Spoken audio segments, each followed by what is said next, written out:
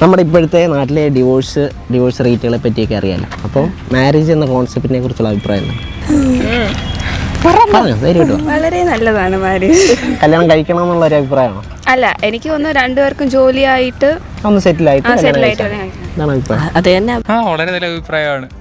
എന്തായിരുന്നാലും എല്ലാവർക്കും ഓരോ ആൾക്കാർക്കും ഓരോ കോൺസെപ്റ്റ് ഇല്ലേ അവരുടെ ലൈഫിലോട്ട്. ചിലർക്ക് ലിവിങ് ടുഗദറാണ്, ചിലർക്ക് മാരേജാണ്.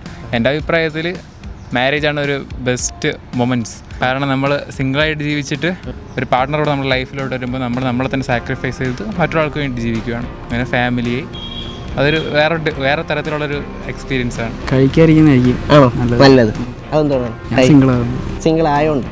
വിവാഹത്തെ പറ്റി എനിക്ക് മോശമായിട്ടുള്ള അഭിപ്രായങ്ങളൊന്നുമില്ല. വിവാഹം കഴിക്കുന്നവരൊക്കെ കഴിച്ചു കൊള്ളട്ടെ. പക്ഷേ സ്ത്രീകൾ പൊതുവെ ഒരു ജോലിയൊക്കെ നേടിയിട്ട് വിവാഹം കഴിക്കുന്നതിനോടാണ് എൻ്റെ അഭിപ്രായത്തിൽ ജോലി നേടിയിട്ട് കല്യാണം കഴിച്ചാൽ മതി. കല്യാണം കഴിക്കണം എന്നുള്ളൊരു അഭിപ്രായക്കാരിയാണ്. കല്യാണം കഴിക്കണമെന്ന് നമ്മൾക്ക് തോന്നുവാണെങ്കിൽ കഴിച്ചാൽ മതി.